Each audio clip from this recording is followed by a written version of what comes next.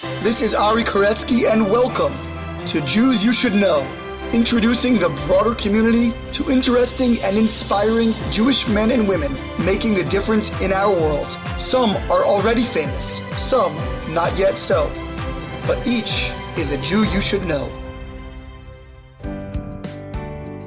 We are back with another fabulous episode of Jews You Should Know. You know, just this morning I woke up and got an email that said, "Thank you for your donation. Your dollar today was one of at least 7,406 that will be donated to Shalva." Now, Shalva, first of all, is an amazing organization. We've had the founder, Kalman Samuels, on this podcast quite a while ago. An amazing person, an amazing institution.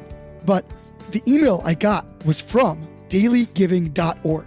And why is that? Because I clicked on their link, dailygiving.org, and signed up to give $1 a day, together with thousands and thousands of other people. It sounds like 7,405 or 6 other people.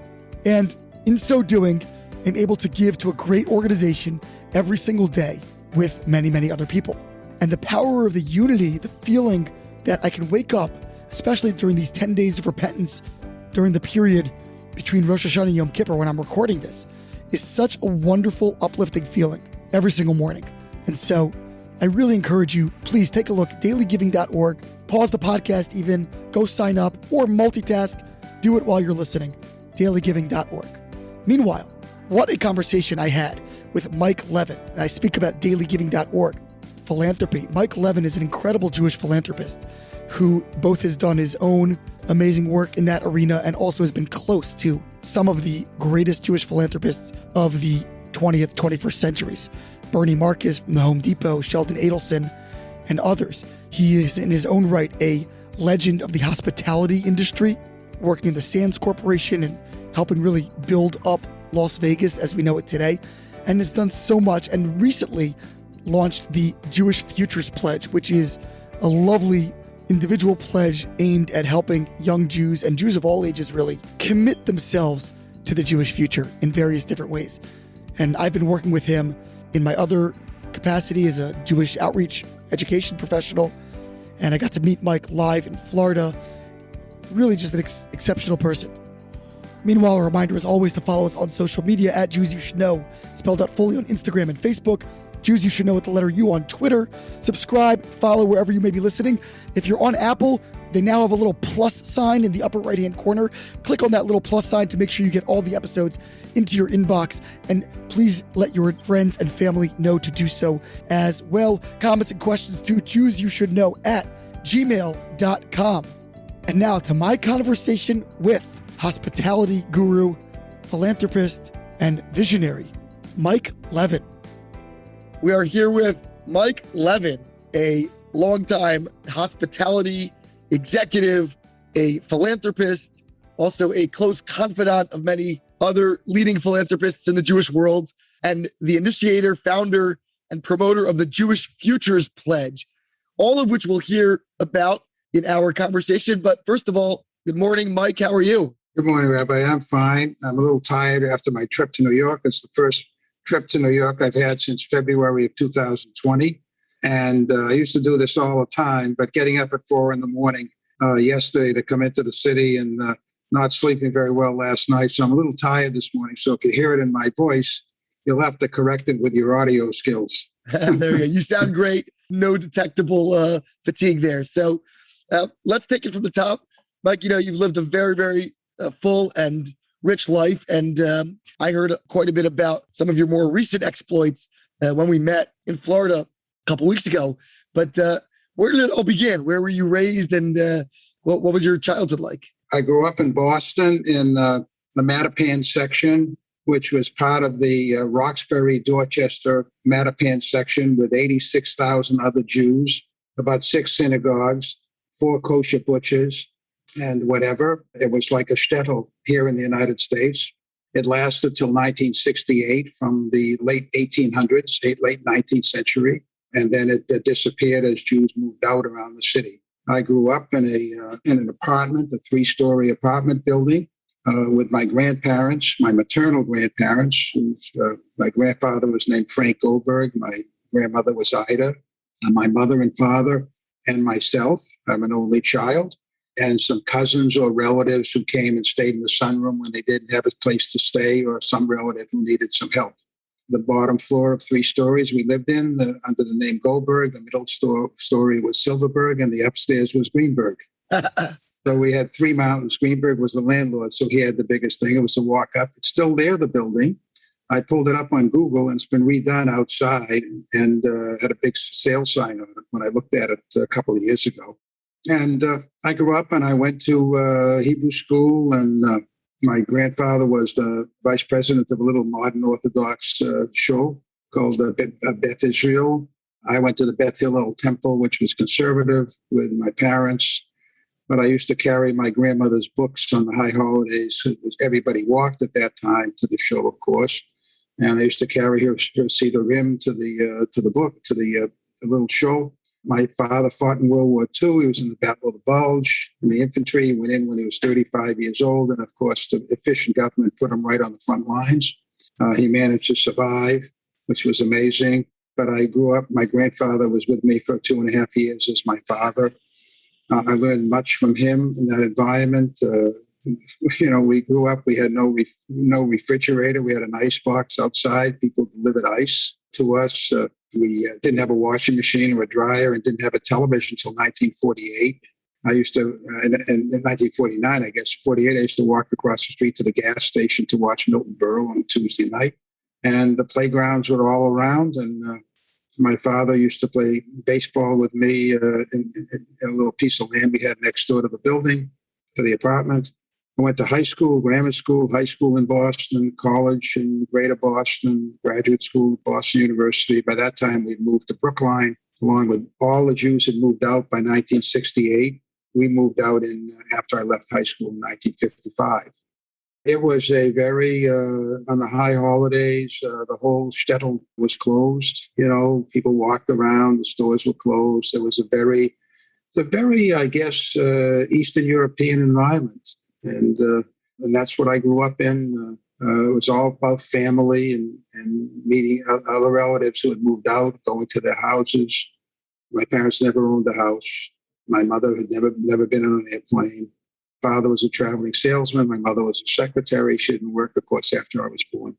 And I had 2 mothers and 2 fathers. And what could be luckier than that? Did you have a sense early on about what you wanted to do, with your life? Was business something interesting to you? I imagine, people from your generation were really all about, that hard scrabble work ethic and sort of elevating yourself, pulling yourself up by the bootstraps and all that sort of thing. Well, in the 8th grade and junior high school, they had a career. You had to do a career paper.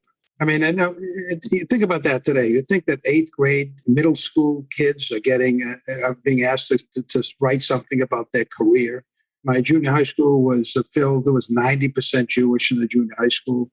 There was probably 95% Jewish. The interesting thing about grammar school was in the 1st grade, we had 1 Gentile in the class, and he failed and stayed back. And since I knew no Gentiles at that time, I said to my mother, can Gentiles get promoted in school?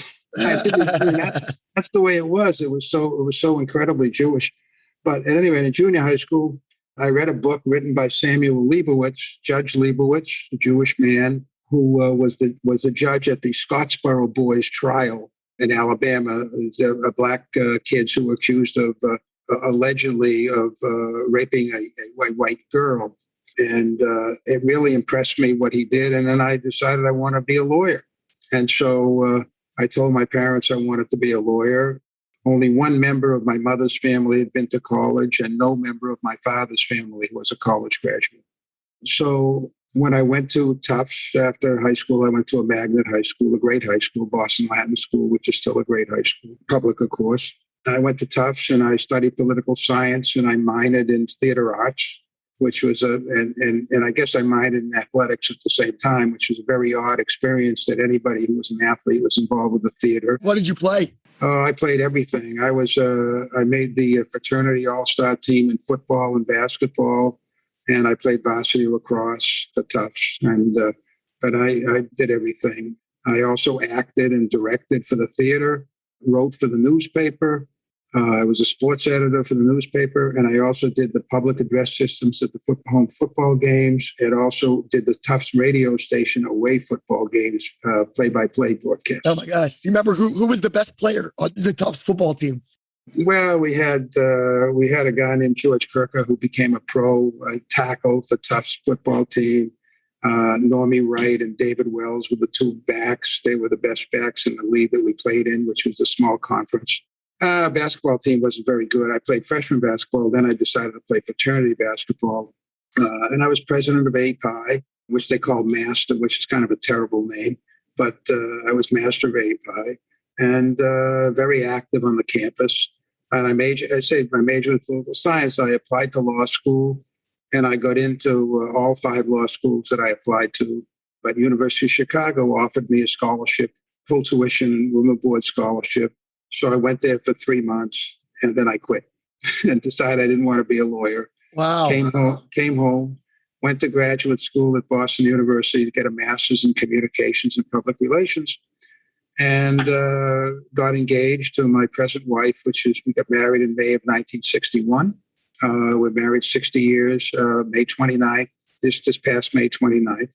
And she was at Boston University. She became a Spanish high school teacher. And I got my first job about 5 months before we were getting married, after working part-time as an assistant social worker during my graduate school year. And I didn't want to be a social worker, but I had been a camp counselor at a Jewish camp and an athletic director and assistant head counselor. I loved the camping business. I had no money. I'd like to buy my own camp. I've tried all these years to do it, but I never had enough money to do it. And when I had enough money, I was too old. And I basically started out in the hospitality business in February 1st of 1961 at the Roosevelt Hotel in New York, which is now closed, in a sales promotion manager job, which lasted about a month. And they eliminated the job and put me in the sales department. And that was the beginning of my hotel career. And I stayed in that business until I retired in December of, finally retired in December of 2014. So I was in the business a long, long time. So why did you drop out of law school? How did you know so quickly that it wasn't for you? Well, I didn't. At Boston Latin School and in college, at Boston Latin School, they taught you how to study. That was the major. We had 3 hours of homework a day, every day in high school. I was a high school basketball player in a city championship team also. But I learned how to study. I went to college and I applied those principles in college while everybody else was out playing and drinking. I was playing and studying. And I knew I went to bed early, and other people for finals were staying up all night. But I did my work by 10 o'clock, and I knew how to do it.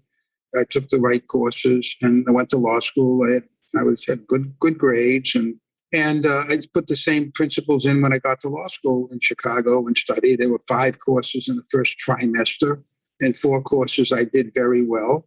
And in the 5th course, I got a 40. And I had never gotten a 40 on anything in my entire life, except maybe conduct when I was in Hebrew school. And I'm looking back at it now.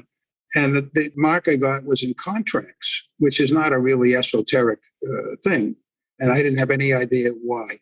So the professor, a guy named Malcolm Sharp, who coincidentally was one of the defenders of the Rosenberg trial, the famous Rosenberg trial. Sure.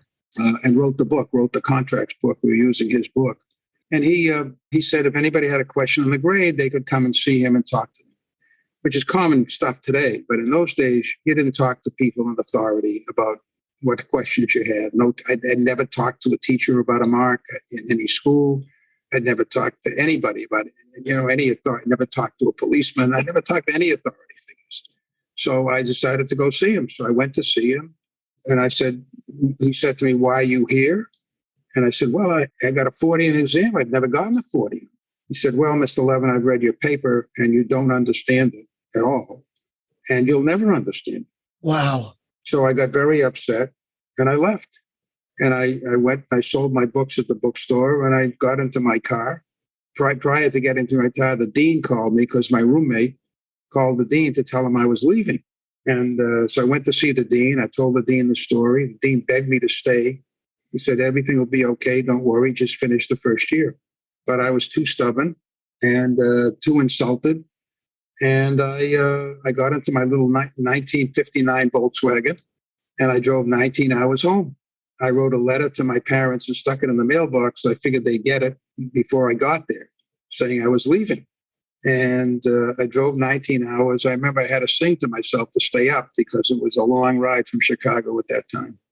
And I got home and I drove up, and sure enough, my father was at the door. I had no idea what to expect. And my father said, welcome home. So that's the kind of family we were. And after that, my mother said to me, well, what are you going to do next? And I said, well, I think I'll go to graduate school at BU, which was right down the street from where we lived. And I got into the master's program, and I got a part-time job to pay for it at this Morgan Memorial Home for Boys. I had a great experience there for the year that I did it. They offered me to stay on and pay for my master's in social work. And I said, no, I was getting married. I couldn't work for $1.50 an hour. So that's the story of how I left law school. Many, many, many years later, when I was on the Las Vegas Sands board in 2014. So that's how many years from 1959 to 2014? That's a long time. 55 years. Yeah. That's right. And a new board member came on. His name was David Levy. And he was sitting next to me at a board meeting. He was a law professor at Duke. And I was still on the board at Las Vegas Sands at the time. So I said, David Levy, I said, are you related to Ed Levy, who was the former Attorney General of the United States and Dean of the University of Chicago Law School? He said, yeah, he was my father. I said, oh my God. I said, he's the last person I saw when I left University of Chicago Law School. So I told him the story. And he said to me, oh, I can understand that. I knew who Malcolm Sharp was.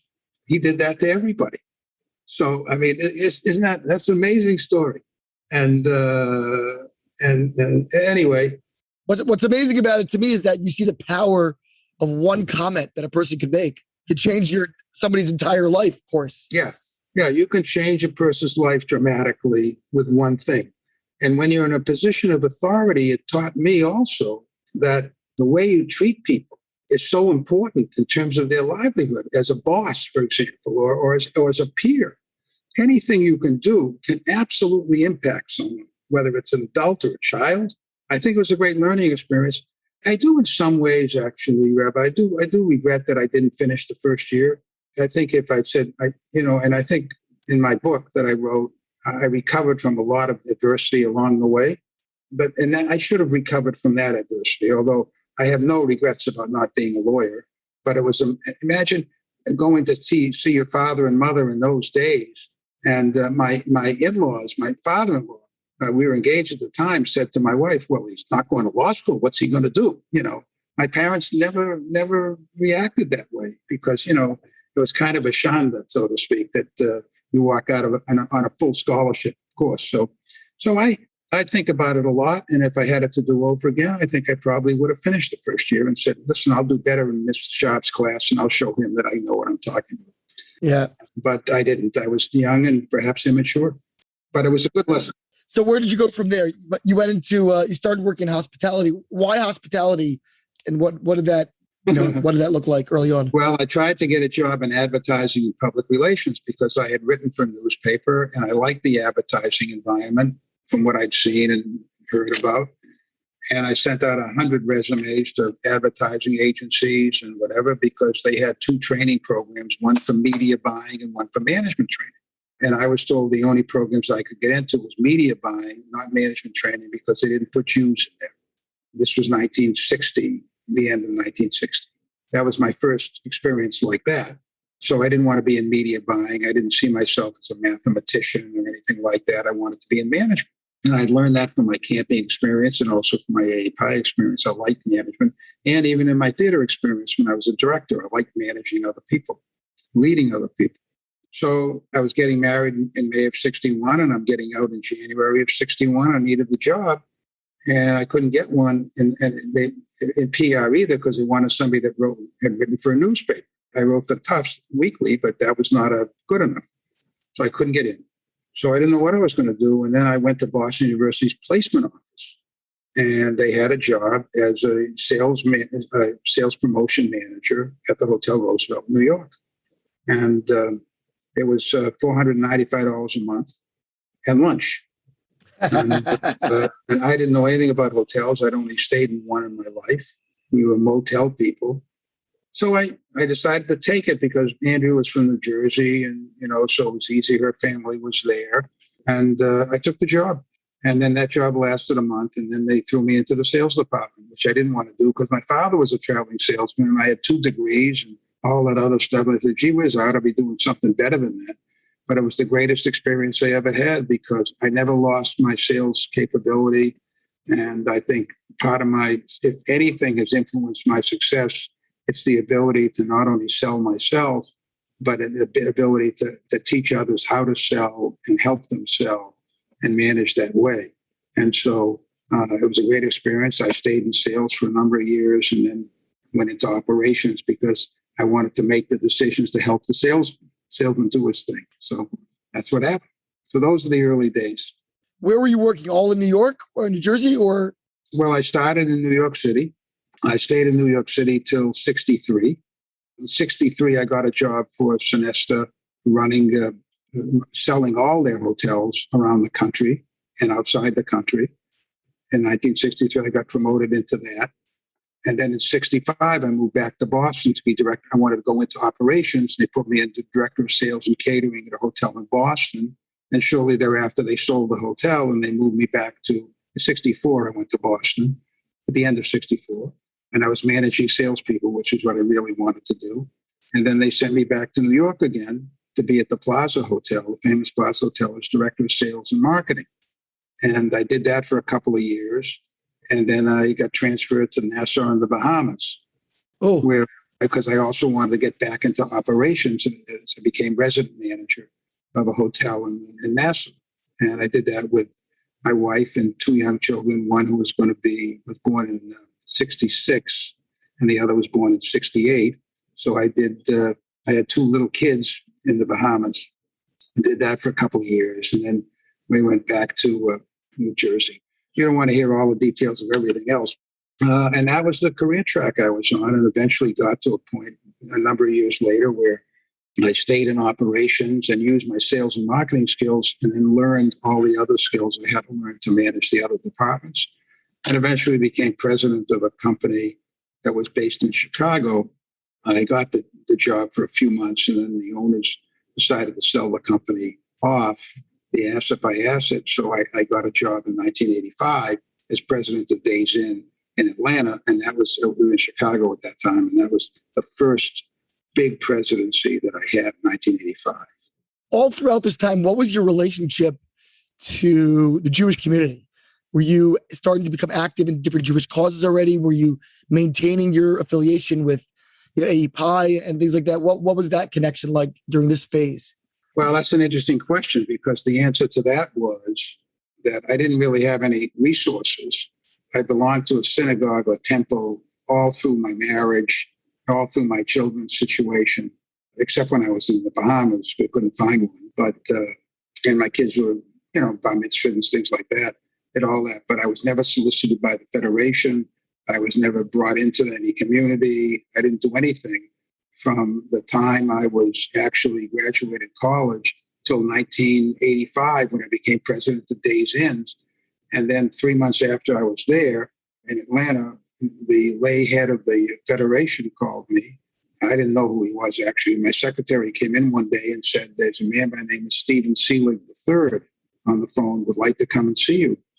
And I said, well, no one's ever seen me with a number after their name. Who is he?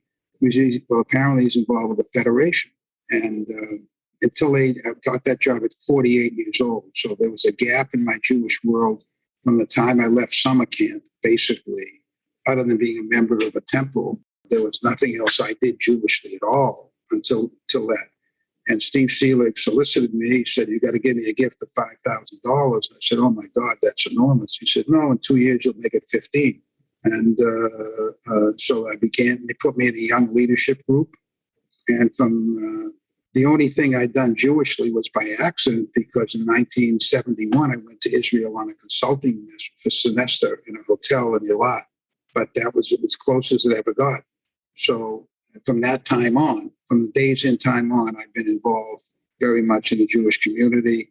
And of course, not even as much as I've been involved now, since I eventually got to be a trustee of the Marcus Foundation, and then went to Vegas and worked with Sheldon Adelson, and did all that kind of stuff. So I'd say from 1986 to now, which is 30 years, so 35 years, I've been involved Jewishly, one or another situation, either with my body or with my checks. There you go. So when did you start migrating over to Vegas, which is, of course, this hospitality capital maybe of the world? And you had engagement with some, really titans of that industry. You mentioned Sheldon Adelson, who recently passed away. At what point did you get to that? Did you move there? Well, I had retired from the business and went to work for Bernie Marcus as head of his foundation. And Bernie Marcus, so people understand, is one of the co-founder of Home Depot. And yeah, and he's a big philanthropist and a big Jewish philanthropist and whatever. And these were the years where politics was not a big deal, like it is now. I mean, so they spent their money Jewishly a lot and made changes and things like that. So I ran his foundation for a couple of years after I sold a hospitality company that I had started, and sort of retired. And I went to work with Bernie running his foundation. He was building an aquarium at the time. And I was involved in that building, not from the fish side, but from the administrative side and all that, because it was sort of a hotel for fish, that kind of stuff. And after the thing opened, after the first year, they were having some problems with the management and whatever. And he said to me, why don't you go in and consult? So I went in and consulted with the management, tried to figure out what was going on. And the guy left. The CEO left. So Bernie said, you stay there. So I stayed there. I was running the aquarium for a couple of years, and I was on Sheldon's board at the time, Las Vegas Sands. And so I was involved from 2005, I think.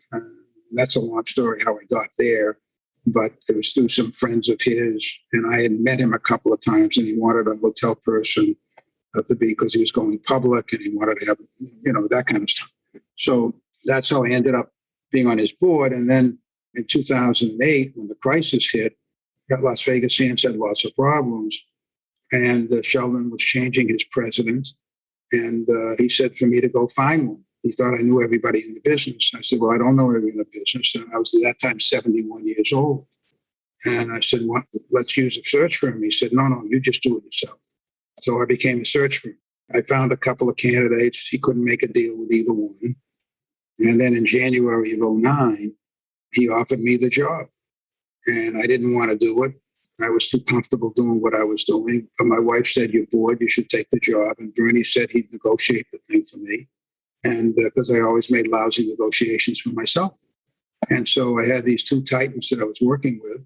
And then I went to Vegas. The company was in serious difficulty at the time. And we were very fortunate to take Sheldon's ideas and be able to execute them appropriately in Singapore and in Macau and in Vegas and in Bethlehem, Pennsylvania. And the stock price went from $1.36 to $83, and paying a $2 dividend by the time I was finished at the end of 5 years. I was supposed to go for 2, and I ended up being at 5 years and 9 months. Actually, 5 years and 10 months. And it was a great experience. And I learned a lot about not only that part of the business, but I learned a lot about the Jewish stuff. Sheldon got me involved in the Birthright Board, in the planning committee, to watch over his investment, because he was a big investor there. And I was able at that time to earn enough to start my own small foundation, and started to do things on my own account towards the end. And then when I retired from there,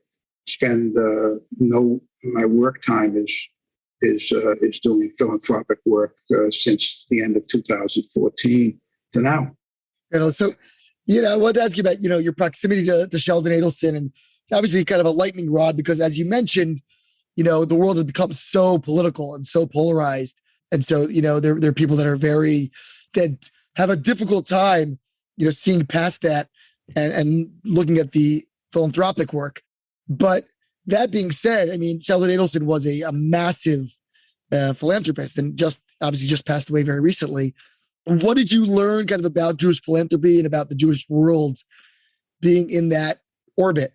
And, and how did you kind of develop as a philanthropist yourself, being around someone of such magnanimity? Well, I think I first learned about Jewish philanthropy really from Bernie Marcus, he looks at himself as an entrepreneurial philanthropist, and he measures the results and measures that. So that was a very good learning experience to look at the people that are running organizations, look what they're doing, and know the people that you can depend upon to use your money and get results. Of course, if you're a small philanthropist, you don't have the size. You're not giving $1 million donations. Your donations are significantly smaller, but you can choose programs. You can help start situations. You can make donations that eventually turn into bigger ones, and then the big philanthropists could take over from there. So you become very entrepreneurial from that standpoint. From Sheldon's philanthropy, and both of these people were major donors to Israel in one way or another. But Sheldon's philanthropy was basically two sources. Basically medical research, which he did with his wife, spouse, and stuff that he was interested in. His sister died of ovarian cancer, so he was interested in ovarian cancer, stuff like that. But Sheldon basically was as much an Israel supporter as anybody, probably as any Jew in the world. I mean, Israel came first, but he wanted it done to be his way. In other words, when you're giving $40 million to Birthright, if he doesn't like the management, he's going to talk about the management. He's going to try to make change. I mean, he's using the leverage of his money. I've never seen Bernie do that. Bernie just stops paying or just won't do it again, whatever. But Bernie would measure results through his organization. Sheldon wouldn't measure results, but he did it from a feeling standpoint, how he felt about it. He was an intuitive guy, and basically, and used his intuition, which was spectacular in the gaming business for what he did. But at the end of the day, you still have to execute. So, and for both, I mean, you have to execute. So I tend to bet on the horse, what they do, the person in charge. If I don't like the person running the business, I'm not going to make a donation. If I like the person running the business, even if it's a $5,000 donation, well, you do some things at $2,500 you don't care about, or $1,000, $1,800. You say, okay, I want to participate with this. So what? So what they were doing, both of them were trying to change things. Make change because they could afford to. What I do is I try to start things and grow things, and then and other grants are called support grants. You're not going to change anything, but you're going to support something. If I want to change something, I don't have enough funds to do that. But if I want to start something, I sometimes have enough funds to start something or support. So it's a little different kind of philanthropy. And I don't use philanthropy for political purposes. I don't support, it's not tax deductible from a foundation standpoint anyway. Just to support candidates. I have to do whatever I do politically myself. I don't do much anyway. But I learned from both of them. And I made some mistakes. But, I made some gifts to start off some things. One of them was an interesting organization that just started. I loved the founder. I thought was absolutely terrific. And then all of a sudden, 3 years later, I supported the founder left. And I decided to stop my support. And, so I've had things like that because it was a very entrepreneurial thing that this guy did. I loved the idea. And all of a sudden, things changed. And so I stopped. What's interesting is that, in addition to your own gifts, though, you've become kind of a right hand to some of these major philanthropists, which allows you to sort of help steer and have an impact, outsized impact beyond your own gifts. So what's that been like? Well, I was a right-hand guy to a number of people. And I was a right-hand guy for Sheldon, a right-hand guy for Bernie, a right-hand guy for Henry Silverman when I was running his company, a right-hand guy for Hal Milner when he was running his company, and for Brian Lincoln at Holiday Inn when he was running his company. I was a number two guy a lot. And I was number one guy in a couple of places. But those major people, I was their right-hand person. The key to being the right-hand person is to know it's not your agenda, it's their agenda. And if you don't like their agenda, you shouldn't be there. So you have to execute for them. But it's very difficult to manage for or to be the executor of their philosophies and their into its things if you disagree with it. I mean, you can't, and I think I've often asked the question, why do people like that who are basically billionaires? What do they want? What do they like me? What do they like about me? And I think I've interpreted that to say I was never working on my agenda. I was working on theirs. And it's good advice for people, actually. You have to be able to understand the agenda. And if the agenda is not what you like, you shouldn't be there. Did you ever find yourself sharply disagreeing and trying to redirect? Oh no, sure. There are disagreements that take place in the execution of their agenda. And if you don't agree with it, sometimes you can convince them, sometimes you can't. But it has to be their agenda. It's not your agenda. Your job, really, if you see somebody going the wrong way, and say, gee whiz, that's going to hurt this. You have to be able to explain yourself. And you say, but after all, if they want to do it, they want to do it. I'll give you an example. Bernie Marcus has supported the IDI in Israel for years and years and years. And every year, the cost of supporting it kept going up, and the results didn't change. What's the IDI? The Israel Democracy Institute. And I said to Bernie one day, I said, Bernie, we're starting at $4 or $5 million, and it's going up to 6 or 7 every day because the argument is the shekel's changing. I said, I don't think that's effective. I said, I think you should limit. I said, you should make a number and say, this is going to be the number. So he agreed to it. He agreed. He agreed to the number. And for many, many years, it hasn't gone up. So basically, they have to learn to raise their money elsewhere. So sometimes you get a situation like that where you're convinced that. And same thing happened with the aquarium. It's when I started to run the aquarium, if it were a major project, I'd go to Bernie because after all, he was the major funder. But when I went back to it after Vegas, they were building an exhibit. Like no one ever said who wanted it, but people hated it.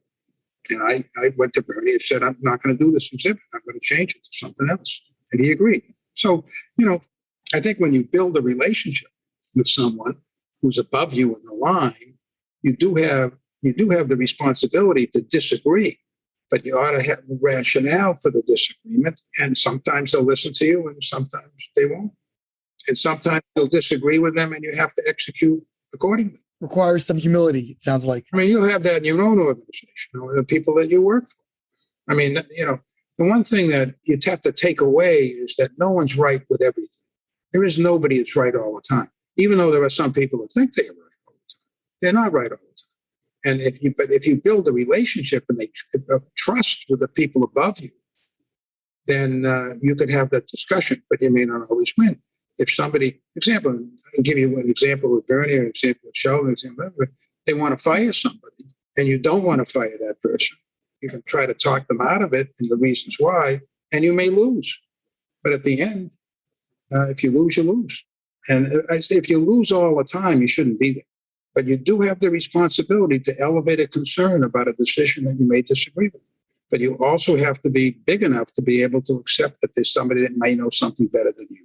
I'm very curious. I want to get into the Jewish Futures Pledge, but just before that, you spent time really in the sort of the bowels of the Vegas hospitality industry, which is, kind of its own world of glitz and really kind of a bubble of activity in the country. What was that experience like? A nice Jewish boy from Boston, kind of being in the, right in the thick of things in the Vegas gaming world. Well, I think that, Vegas is a very exciting place, and it's easy because there's so much money moving around that it's very easy for you to let it get in the way of good decisions. So, for example, you're making an entertainment decision, and I remember one time we were making a decision to have Faith Hill and Tim McGraw as entertainers. And I happen to like those entertainers, and we lost a lot of money by putting them in. And so, you're talking about lots of dollars going down the drain. And they were very nice people, actually. I met them a couple of times. It's really kind of nice, but it cost us a lot of money. So you got to be careful in terms of there's so much capital there compared to the other parts of the hotel business that not only for entertainment, but building buildings, building ballrooms, doing those kinds of things. And you have to ensure the fact that you can operate against it.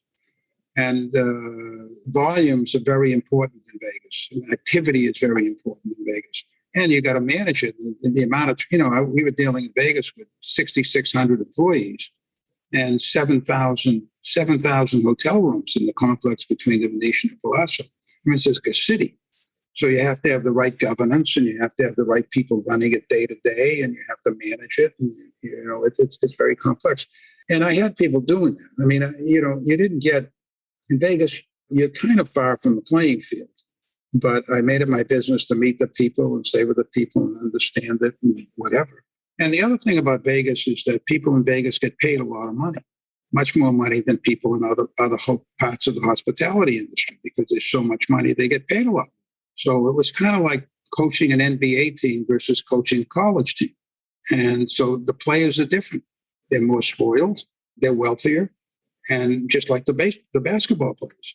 And so consequently, why some people in professional football can't go from coaching in college to coaching in the pros, because it's a different level of people, that a different experience, a different financial scenario, and they're much more independent. And so you have to change your management style. You're teaching, but you're teaching in a different way. And it's the same thing, but at the end of the day, you don't work any harder than you work in any other jobs. I used to say in Vegas when I was there, how come they pay me so much money? I'm doing exactly the same thing I was doing somewhere else. But just the nature of it is that people pay a lot more money when you're in that part of the business. Fascinating. Did you ever feel these things came in conflict at all with Jewish values and, dealing with, there's the reputation of Vegas as kind of the old, seedier side of things. Was that something you ever rubbed up against? I didn't, because Sheldon's basic principles was no prostitution. He didn't allow it. I checked with security, with the thing you look down on, with the investigation, whatever. We used to throw them out and do stuff in that. He had a big moral consequence of following the rules, playing a game, not violating the thing, and from an entertainment standpoint and things like that. So there was no unethical behavior in his mind. He had lots of principles that way. Some of the casinos do violate certain principles like that, particularly in China and other places where it's a little bit easier. I wasn't uncomfortable about from a moral standpoint. I think Sheldon's orders were to follow the rules and not violate them. I felt a little uncomfortable with some of the gaming stuff, which involved much high limit play where people are losing lots of money. But it nevertheless was perfectly legal, and there's nothing immoral if a person wants to play $1 million a hand versus somebody who wants to play $5 a hand. But, but it was never really my day-to-day work. My day-to-day work was above that particular situation. But as long as we followed the gaming regulations and followed the rules in every place, I didn't feel there was there was no moral compromise. I had my own feelings about gaming. I think there's a lot of money they talk about responsible gaming, trying to teach people to be responsible, but it's a lot of baloney in my mind. I mean, it doesn't mean anything, because some people will play who can't afford it. Some people will play who can afford it. And some people will play a long, long time, and some people won't. It's an individual choice that people make. And if they want to play and lose, it's up to them. I met with a guy who had lost $9 million in blackjack over a period of years one day. And I didn't deal with many of the customers, but he was a customer, and nice guy. And I said, how can you lose $9 million? And he says, I don't need the money, to be honest with you. I'm very charitable. I give a lot of money away. And to me, $9 million, I just have a good time. And I don't mind it. So, okay. And well, the money goes to good use, actually. I mean, it goes into the profit, or it goes to this, and we pay people, we hire people. And it didn't bother them. But I often felt that people who couldn't afford it would come in and lose $1,000 or $5,000. And say, I think you get sort of blasé about it, but I still, it's an individual thing. Most of the people who go to Vegas or any other casino, most of them go for fun. But you do have a few who overplay and lose. And I kind of felt badly for them. So tell me about the Jewish Futures Pledge, this wonderful initiative that I believe you founded to inspire Jewish philanthropy from high net worth individuals in terms of their bequests and things of that nature. Seems like it's patterned maybe after the Warren Buffett initiative in the broader world. Maybe that's correct, maybe it's not. But tell me about how that initiated. Well, It started in a way because I had a meeting with my wife when I developed 3 donor advised funds for each one of my children. And my wife asked me the question, how do you know they're going to spend the money Jewish? And I want to make it clear to the listener that the Jewish Future Pledge or the Jewish Youth Pledge, which we now have also, there's nothing to do about high net worth individuals. It has to do with all Jewish individuals. It's a moral commitment to continue to support the generosity and philanthropy of the Jewish world. If, in fact, someone is going to leave money for charitable purposes in their will, or even a small amount of money for charitable purposes, that a percentage of that money, 50% of that money, should be spent Jewishly. But more important than even that is that they sign the moral pledge to support the Jewish people after they're gone, and the state of Israel after they're gone, through their children. And the idea was that if you sign the Jewish Future Pledge, for example, there's no reason you can't sign it, because if you have children, that you would talk to your children. You're young, so you probably don't have children old enough, but you can start them with a little tzedakah box where they're putting money in, because it's part of being Jewish.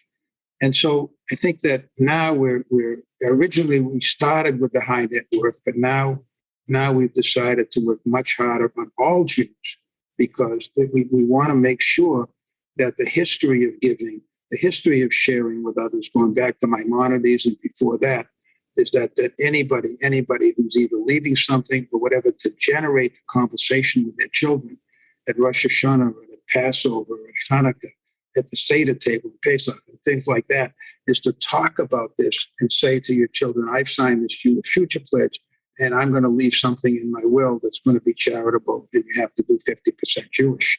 And if it's $100, it's fine with me. I don't care. So it's really, we want the universe of Jewish people to know that to support the organizations like your own, Rabbi, that there has to be people who pass this on to their children, that it's their responsibility to support them when they get anything from their parents. If they get nothing from their parents, then maybe they'll have something that they'll have. So you start teaching that earlier. That's what I was taught in Mattapan, Massachusetts. Every Friday afternoon, a little man with a beard would knock on the back door of the apartment and had a big sack over his back. And he'd hand my grandmother a new Jewish National Fund blue box. And he'd take the one that I put my pennies and nickels in from the week before. And so what we want to do is we want to have 1 million people sign this. And there's not 1 million high net worth individuals. We'll get them too. But at the end of the day, we want everybody to sign it. And then for the youth, we've already got over 1,500 youth signatures which say, my generation will support the Jewish people in the state of Israel, and I will support it. It has nothing to do with money. It has to do with the moral commitment that we all have. Because I could tell you that since 48 years old to now, I'm now going to be 84 in November, so we're talking about 36 years since I've been involved Jewishly. There isn't a day goes by that I don't think about my grandfather. And my grandfather, who made very little money, would borrow money to give to a family member who was in need or out of work. And that was in his obituary. I didn't even know it at the time. But I still have a copy of his obituary in 1956 when he died.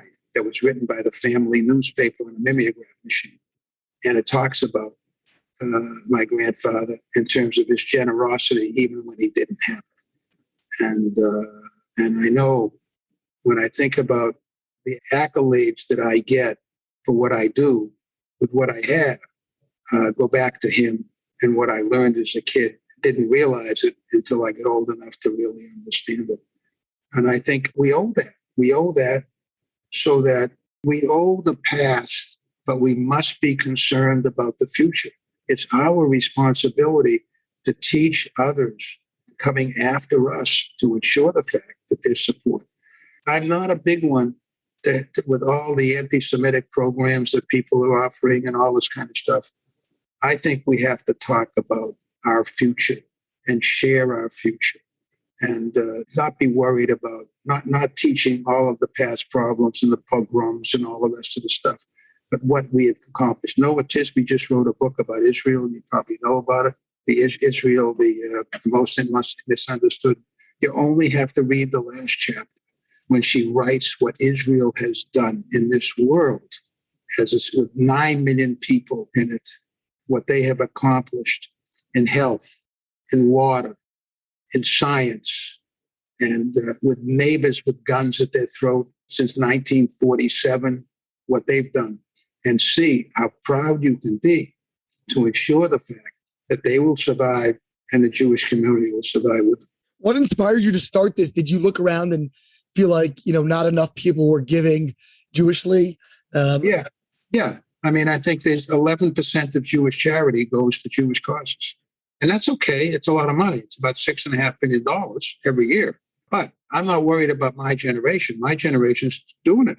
I'm worried about what's going to happen next. What inspired me was David Horowitz, who the Times of Israel editor, when he said that the wealth transfer that's going to go on in the next 25 years is astronomical in North America alone.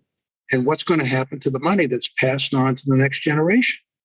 I met with a gentleman the other day who's going to put $300 million into a foundation who now gives very significant amount of Jewish money.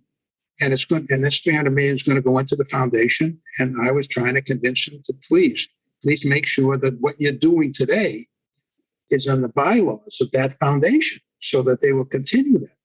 I'm not interested in more. I'm interested in just maintaining. And so, but same thing, somebody might give $100, but if that $100 doesn't take place in the next generation, what's going to happen? What's going to happen to your organization and all the other organizations that I support? There'll be no money. So, and if it cuts in half, the organizations will cut. So that's why I did it. It took me a couple of years to figure out that there's no vehicle that works. There's no vehicle that Life and Legacy does some of that with this group, Inspoon's group. But once they put money into a building, where's the money going to come to operate it? Where's the money going to come to pay the people to take care of the building? That's got to come from the next generation. So anyway, I think that's an important point. The important point is, how do you teach people the responsibility that you have had and that you want them to achieve in the same thing? And that's why we put the 50% mark in, because we said, look, the next generation may have different needs and different requirements in the community, different situations, but save a half for the Jews, because if it were not for that half, no one else is going to take care of the Jewish people except the Jews. So that's what we do. That's what we're trying to do. And we're in the process of trying to move our marketing in the direction to open it up so that the assumption is that this is for everybody. It's not just for high net worth individuals. And you mentioned this youth pledge, which is wonderful. And then when we met in Florida, I got to hear it. Do you happen to have a copy of it? I would love to read it out. Tell me where to send it. But send me an email. Tell me where to send a copy. I'll show you a copy of the certificate, which if members of your group sign, what happens is we put your logo on it. They get a certificate from you, and their names, not their name, their telephone number and their email goes into a time capsule that we're producing, technology that you own, that your organization owns, that every year for 3 years or 4 years or every year thereafter, a message will come reminding them that they've signed a pledge to support the Jewish people in the state of Israel. That's wonderful. Do you happen to have a copy that you can read? Love to read it out to the listening audience. Basically, what it says is, I want to get you the exact words. I hereby pledge to act today and throughout my lifetime to strengthen the Jewish people and the state of Israel. I make this commitment because I have a responsibility to ensure that my generation writes the next chapter of the Jewish story and remains a strong link in the chain of generations. Perfect. It's beautiful. I'm telling you, I get tears in my eyes, honestly. I get tears in my eyes. Beautiful. It's funny. I was watching the video yesterday because I was with a major donor, actually, on the Jewish Future Pledge. And I was showing him the video of my wife and my kids on the jewishfuturepledge.org website. And I had tears in my eyes after a 2-hour meeting at the end of the meeting. And really, it's just when my kids say, they all, at the end, it says, we signed the Jewish Future Pledge. My kids said they're 55, 53, and 51. And then they said, and each one says, I signed the Jewish Future Pledge. And that's the Jewish future. And whether they have money or they don't have money. I mean, that's the Jewish future. Beautiful. We have NCSY is doing it. There are over 500 signatures. And they tested in Florida with Todd Cohen, who runs that organization. I know him for many years. Yeah. Yeah, he's a terrific guy. In fact, I'm going to be with him tonight at the dinner, and I'm flying him back to Atlanta with me tonight. And they're going national now. And then everybody who goes to Israel is signing the youth pledge before they go for NCSY. I've got API signing. We're over 650 signatures there at every initiative for API in September. For the next fraternity, we'll sign the pledge. And we're working with the leadership of BBYO. We've got 40 or 50 signatures from BBYO as well. And what testing out now is the technology. We want to get the pledge. It comes into us. We put the logo on of the association or the organization. We send the pledges back, and then we get the people.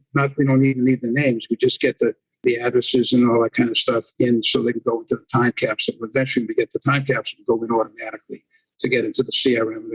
And you own it. Your individual organization owns their own. We don't own that. We have the capsule, but you can tap the capsule to get information and all the rest of the stuff you need. So 20 years from now, somebody in your world will be able to write a note saying, just remember when you were at Maryland or wherever you were, this is where you signed it. So we'll have eventually maybe have 100,000 of these teenage kids that are actually, maybe more, that are signing up, so we can keep in touch with them over the years.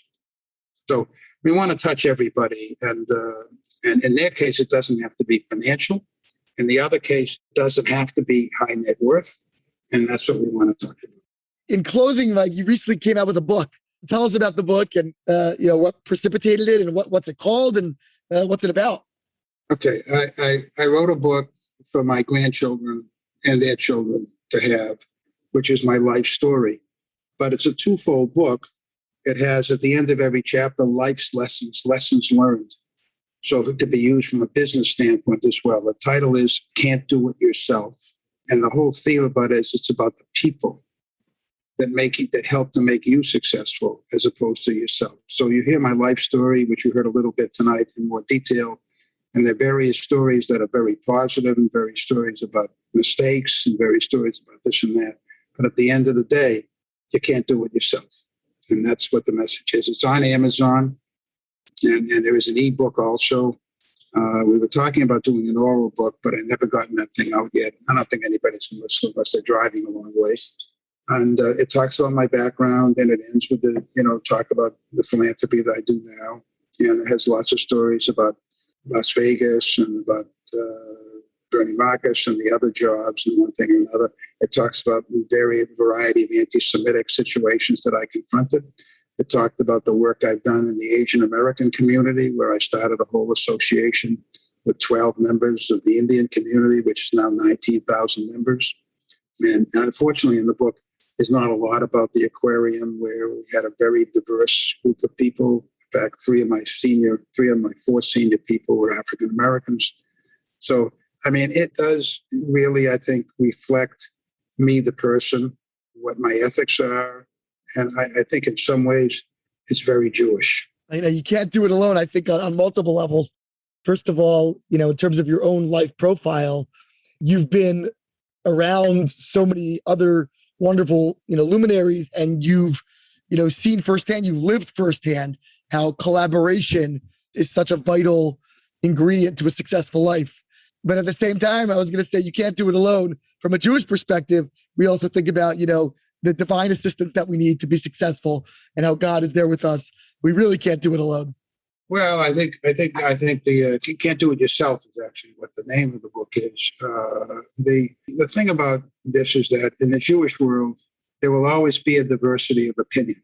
The nature, people say that Jews are the people of the book. I'd say no. I never agreed with that. I said Jews are the people of the question. And if you read in your world, if you read Talmudic interpretations, Torah interpretation, every number of different people, the great rabbis, were great interpreters, and they had to put their case on about other people, and you had other opinions, and they talked about it. I think in the Jewish world, we have to. I do a lot of work with Brad Hirschfeld at Cloud, who's a very dear friend of mine. I met with him for 2 hours today, and he helps me he helps others in dealing with the diversity of what we have. But at the end of the day, we're still all Jews. And we're going to be different. We're going to have arguments. We're going to have discussions. We're going to have this and that. But you know what? We're very unique people. Very unique people. The contributions we have made for our numbers are completely off the chart in terms of percentage-wise. And I'd like to see before I go that we're better to each other and more tolerant of each other. And I think we need to find leaders who have those philosophies and are nonpartisan politically, or at least say you have a right to think what you think and whatever. You know, we were talking this morning about this with Brad Hirschfeld, myself, and I said, let's talk about Peter Beinart, for example. He said, what would you say to Peter Beinart if you met him? And I'd say, Peter, I just want you to know I have a different opinion than yours. But I would just like to remind you that you're in a country that allows you to have that. And so I'm not going to take that away from you, although I would disagree with you. So go ahead. But I think that people have their right to their opinions. A lot of people have asked me in the Jewish Future Pledge, why don't you give a list of things that they should do? And I said, I'm not going to give them a list. 20 years from now, it's going to be a different list anyway.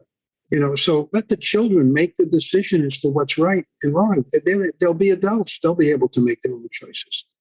I want it to be ecumenical from the standpoint that says every Jew can have an opinion, but just teach your children to have an opinion and do it and give them the responsibility. They're capable of doing that. Mike Leven, a philanthropist, now an author, and really an inspiring individual. Thank you so much for joining us. Remember, I got to add one thing. Mike Leven, philanthropist, author, but I did one time score 42 points in a basketball game.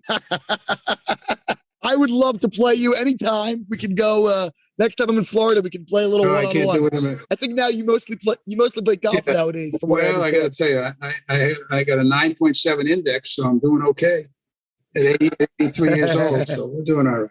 But anyway. Beautiful. Thank you so much. This has been Ari Koretsky on Jews You Should Know. Please visit us at JewsYouShouldKnow.com and subscribe at iTunes, Stitcher, or wherever you consume podcasts. Find us on social media at Jews You Should Know. If you'd like to become a supporter of this podcast, we would greatly appreciate that, and you can do so by visiting patreon.com. That's